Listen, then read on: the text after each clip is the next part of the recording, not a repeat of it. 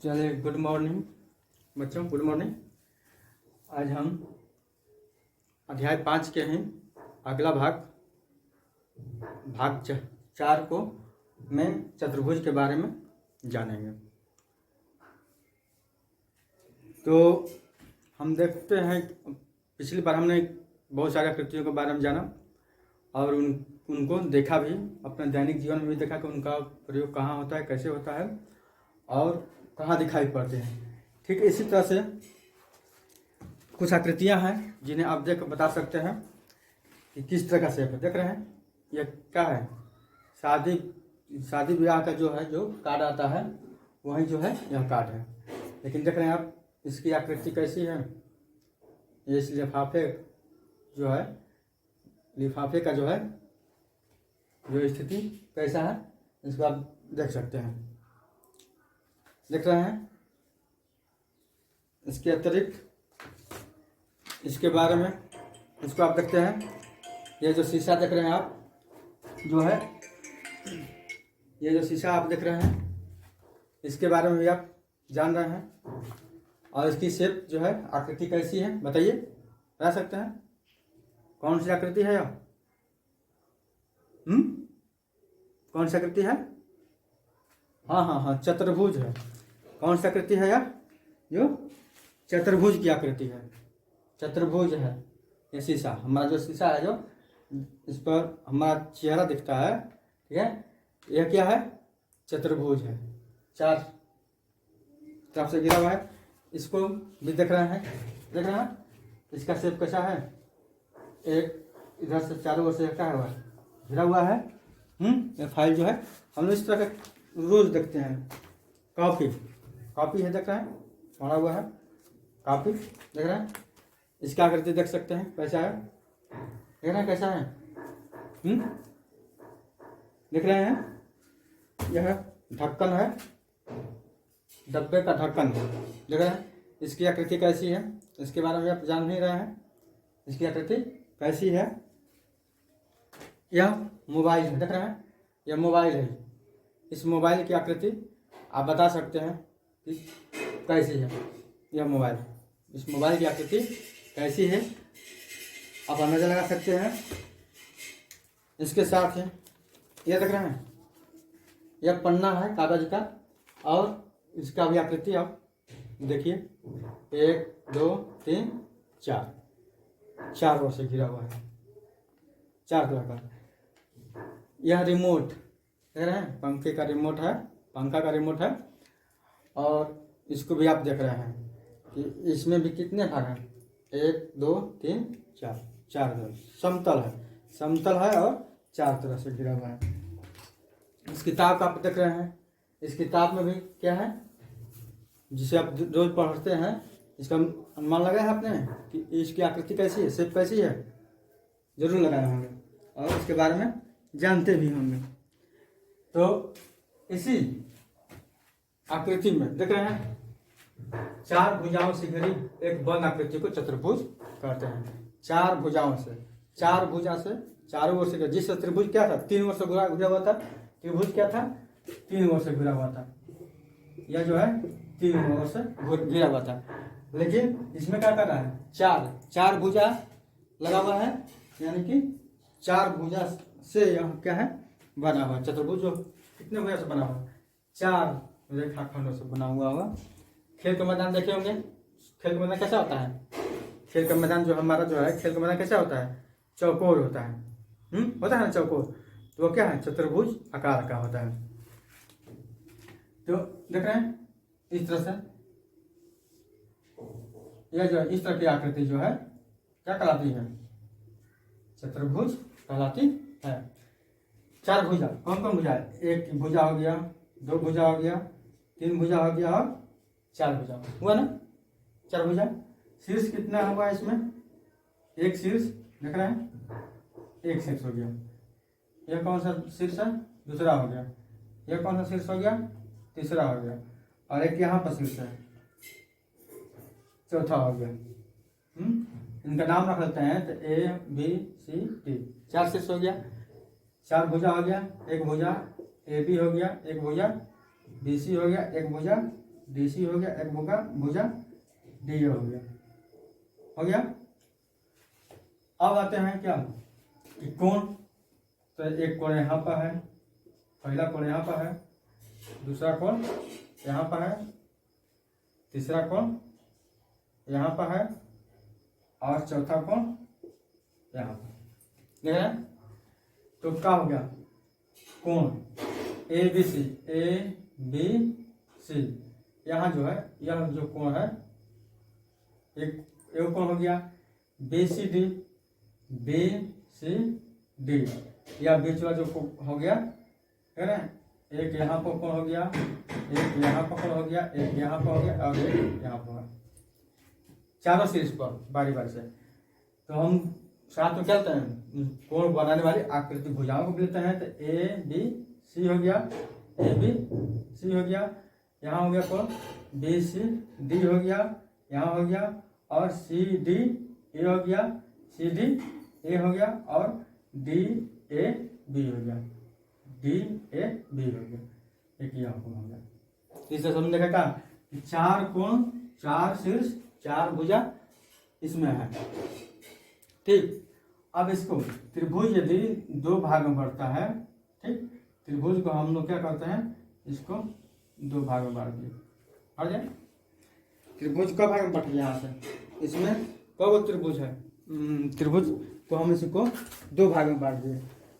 और चतुर्भुज जो है, चतुर्भुज जो है, हमने चतुर्भुज क्या किया, दो भाग में बांट दिया, दो त्रिभुज के रूप में। एक त्रिभुज यहाँ हो गया, एक त्रिभुज यहाँ हो गया, देख रहे ना, दो त्रिभुज यहाँ पर उपस्थित हो गए। तो जिस रेखा से, ठीक, जिस रेखा से सम्मुख जो है, जिस रेखा से है जो चतुर्भुज क्या है, दो भाग में, दो त्रिभुज में बढ़ जाता है, तो वह रेखा क्या कहती है, उस चतुर्भुज की क्या कहती है, विकर्ण कहती है। क्या कहती है, विकर्ण कहलाता है, विकर्ण कहलाता है। ठीक, तो दो सम्मुख शीर्ष को एक रेखाखंड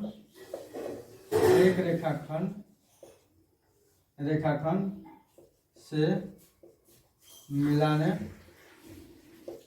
पर चतुर्भुज दो त्रिभुज में बंट जाता है। तो ये रेखाखंड चतुर्भुज के विकर्ण कहलाते हैं।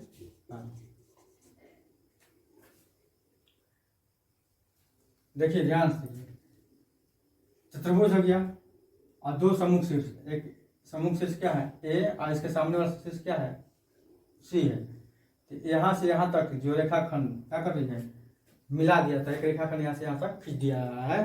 तो क्या हो रहा है, चतुर्भुज दो त्रिभुज में, एक त्रिभुज यह हो गया और एक त्रिभुज यह हो गया, दो त्रिभुज में बट रहा है।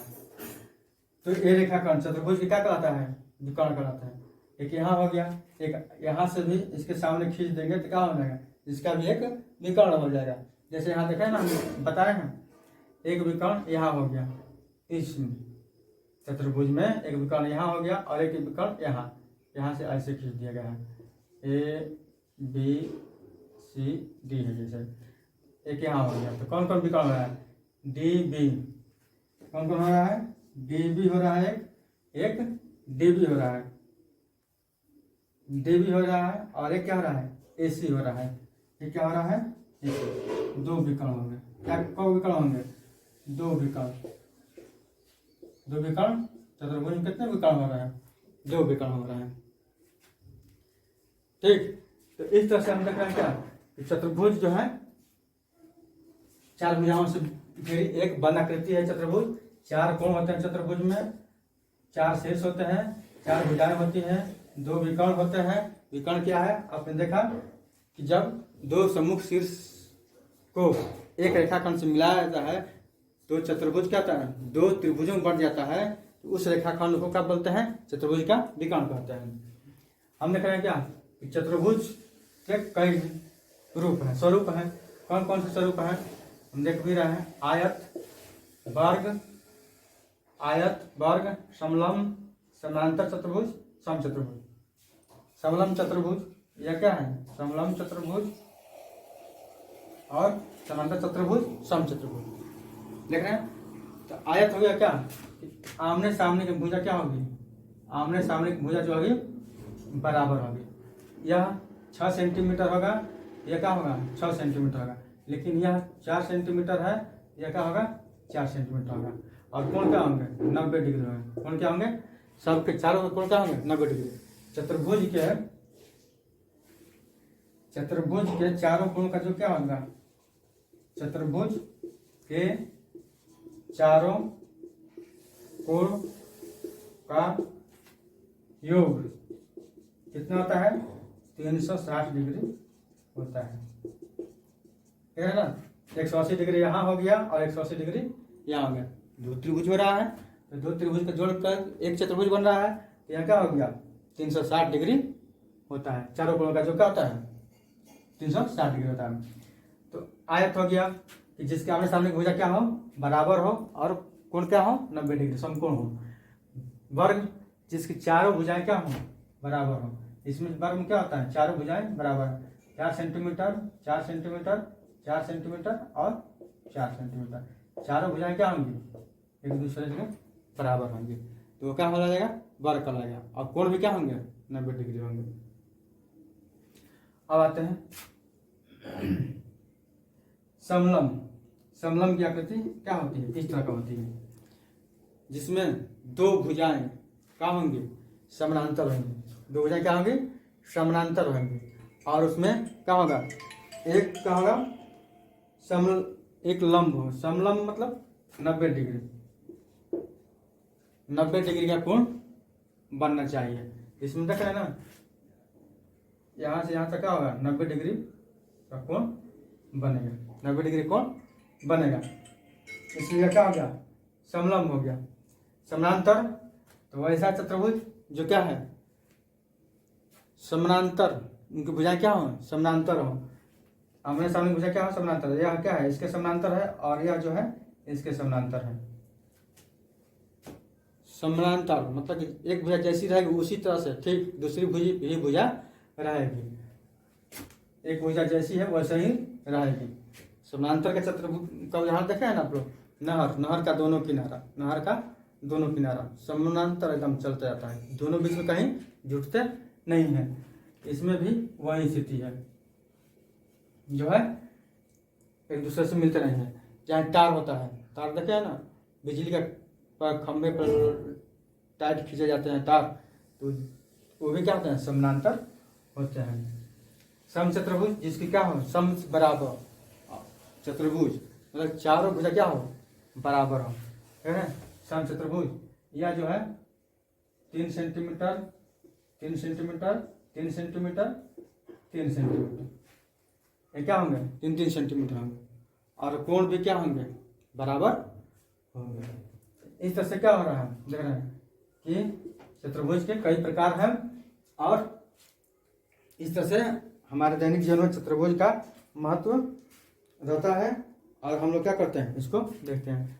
इसमें भी क्या होता है? अंतर्भाग बहिर्भाग। जिस तरह से हमने त्रिभुज में देखा, कोण में देखा अंतर्भाग बहिर्भाग, उसी तरह से इसमें भी अंतर्भाग बहिर्भाग होता है। जैसे मान लीजिए यह है सी हो गया, क्यू हो गया, टी हो गया बिंदु, यह क्या है? अंतर्भाग में हो गए, यह अंतर्भाग में हो गए।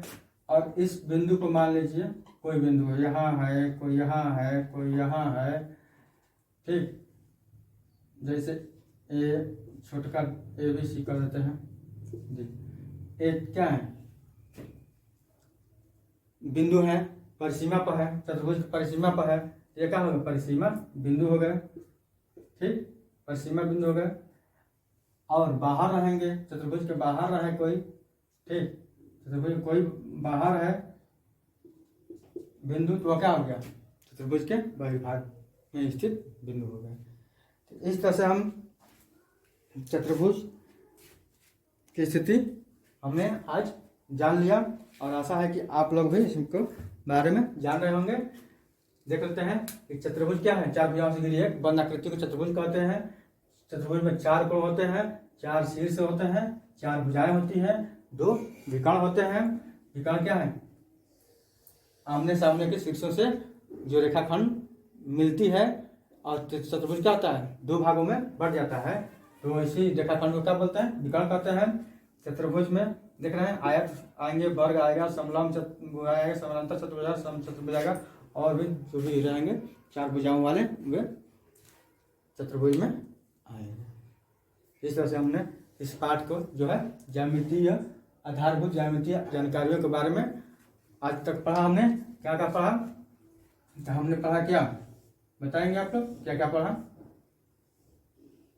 बिंदु पढ़ा, रेखा पढ़ा, रेखाखंड पढ़ा, किरण पढ़ा, कोण पढ़ा, त्रिभुज पढ़ा और चतुर्भुज पढ़ा। इतनी सारी चीज़ों को हम लोगों ने पढ़ लिया। तो आगे के नेक्स्ट क्लास में हम लोग आगे पर चर्चा करेंगे। आज तक बस इतना ही। धन्यवाद।